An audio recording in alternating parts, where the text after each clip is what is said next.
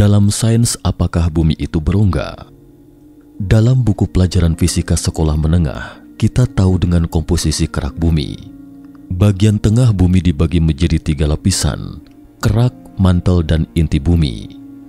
Volume kerak bumi menempati 0,5% dari total volume bumi, yang merupakan lapisan tanah padat dan batuan yang disebut lapisan litosfer. Ketebalan mantel bumi berada di kedalaman 40 hingga 3000 km di bawah permukaan bumi, menduduki 83,3% dari total volume bumi dengan suhu mencapai 1000 hingga 2000 derajat Celcius. Inti bagian dalam bumi berbentuk bola metal yang memiliki radius 1220 km atau sekitar 3/4 ukuran bulan. Inti bagian dalam terletak di dalam bumi pada kedalaman 2900 hingga 5149 km di bawah permukaan bumi. Suhu di inti bagian dalam bumi berkisar 4300 hingga 5400 derajat Celcius. Suhu ini hampir sepanas suhu permukaan matahari.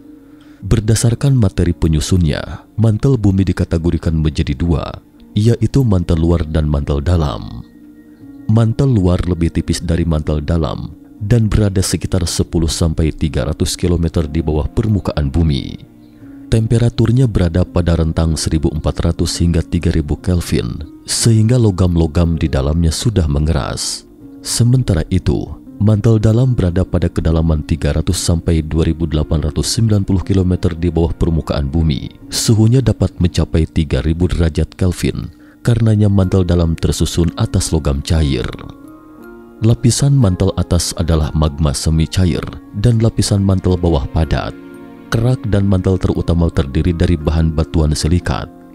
Inti dibagi menjadi inti luar dan inti dalam. Inti luar memiliki ketebalan 2900 km hingga 5149 km dan berbentuk cair. Inti dalam berbentuk padat. Inti bumi tersusun dari besi, nikel, sulfur, karbon, oksigen, silikon, dan potasium. Suhu di inti dalam mencapai 5000 hingga 6000 derajat Celcius. Tekanannya sangat kuat sehingga inti dalam bersifat padat. Dari kandungan tersebut di atas, kita belum melihat bahwa bumi itu berongga. Namun selama ini ada teori tentang bumi berongga, dan itu sudah dikumandangkan selama ribuan tahun. Bumi berongga adalah sebuah konsep yang menyatakan bahwa planet bumi sepenuhnya berongga atau memiliki ruang di bagian dalam. Dari sejarahnya, teori ini dapat ditelusuri kembali ke zaman kuno.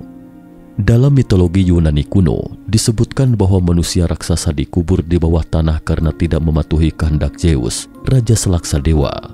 Guncangan penderitaan mereka menyebabkan gempa bumi, dan keberadaan gunung berapi sepertinya semakin menegaskan bahwa bagian dalam bumi itu adalah tungku pembakaran besar, diselimuti dengan nyala api yang berkobar dan belerang, serta mudah terbakar.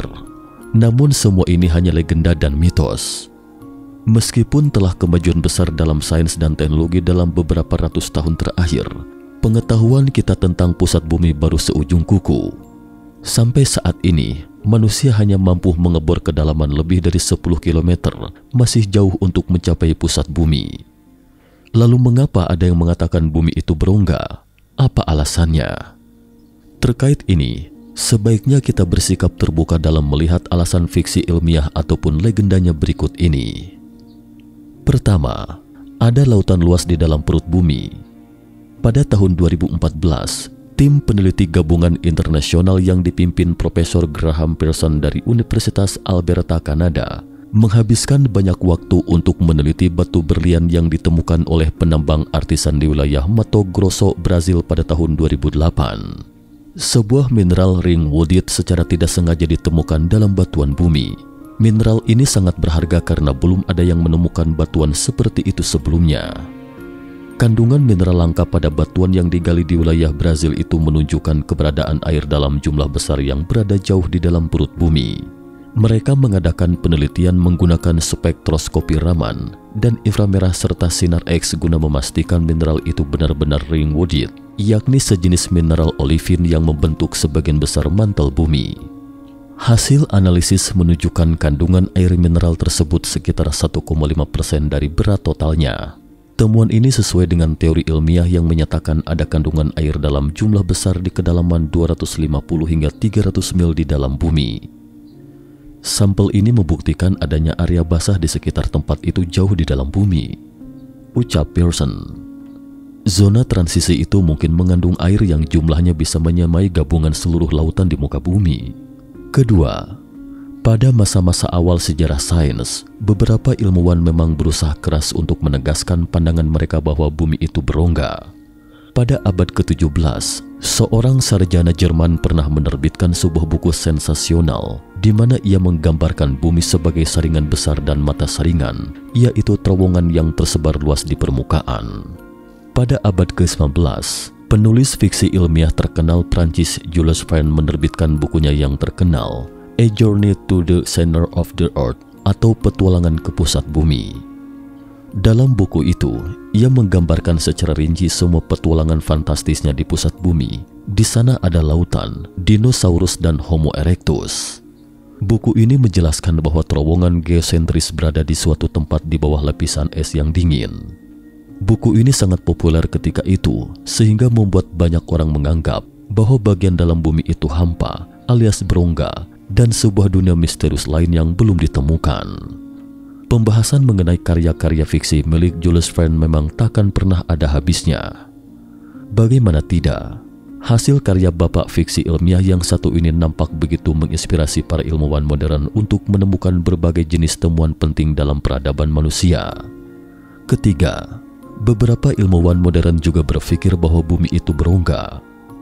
Pada tahun 1909, Robert Edwin Peary (1856 hingga 1920), seorang penjelajah Amerika yang diklaim telah memimpin ekspedisi pertama untuk mencapai kutub utara. Klaim Peary secara luas dipuji pada sebagian besar abad ke-20, walaupun ia dikritik bahkan pada saat ekspedisinya. Pada tahun 1956, Admiral Richard Byrd mengaku menemukan sebuah gua raksasa ketika melintasi kutub utara dengan jet tempurnya. Menurutnya, dia menerbangkan pesawatnya dan berputar-putar cukup lama di dalam gua raksasa itu. Di bawahnya sama sekali bukan dunia es dan salju, tetapi bak dunia sentosa yang diselimuti rerumputan hijau dan peradaban maju seperti di permukaan bumi. Selain itu, Byrd juga menceritakan melihat marmut berjalan-jalan di bawah. Bahkan ada burung yang terbang menghampirinya seakan menyambutnya, dan itu adalah kontak pertamanya dengan manusia. Sampai di sini, tampaknya sudah agak fantastis. Belakangan seorang major Amerika lainnya juga menemukan oasis di dekat kutub selatan, karena lapisan es benua Antartika sangat tebal, bahkan hingga 2000 meter tebalnya. Jadi tidak dapat membantu membentuk oasis seluas 480 km persegi hanya mengandalkan gunung berapi bawah tanah. Oleh karena itu, banyak yang percaya bahwa di suatu tempat di oasis mungkin ada pintu masuk geosentris atau pusat bumi. Pintu masuk inilah yang menyediakan sejumlah besar energi panas. Orang-orang ini tanpa kecuali mengatakan bahwa yang disebut portal geosentris ada di Antartika. Tampaknya portal geosentris glasial dari buku karya Jules Verne bisa diterima secara luas. Keempat, menurut mitologi Inggris, bahwa dalam catatan sejarah Inggris pada abad ke-12, diceritakan tentang seorang anak laki-laki dan perempuan kecil tiba-tiba muncul di sebuah desa di Inggris. Mereka mengenakan pakaian yang terbuat dari bahan asing yang belum pernah dilihat orang sejamannya ketika itu.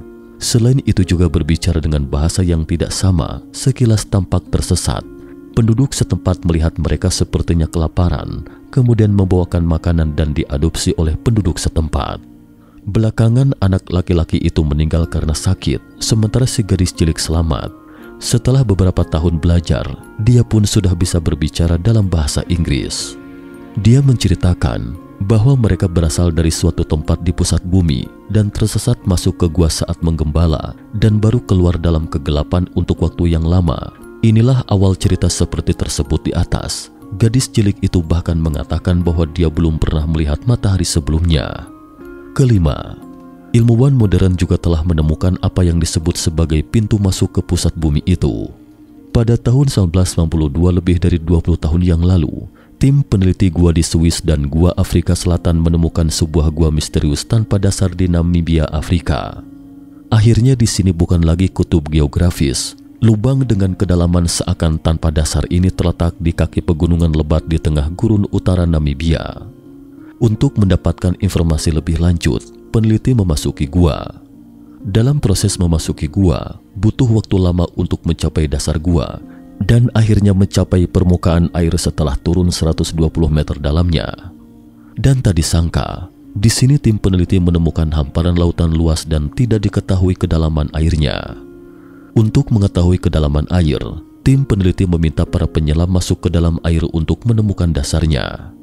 Setelah menyelam lebih dari 100 meter, mereka tidak juga menemukan dasarnya. Karena kedalaman air lebih dari 100 meter sangat tinggi tekanannya, jadi demi keselamatan, para penyelam mau tidak mau harus berhenti menjelajah dan naik ke permukaan. Tapi seberapa dalam gua ini? Apakah itu yang disebut pintu masuk ke pusat bumi? Tentu saja, masih ada kemungkinan lain.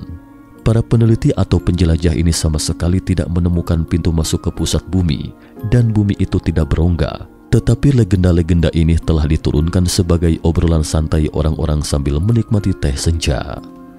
Cukup sekian dulu topik kita hari ini. Jika suka dengan video mata ketiga, jangan lupa like, subscribe, dan share.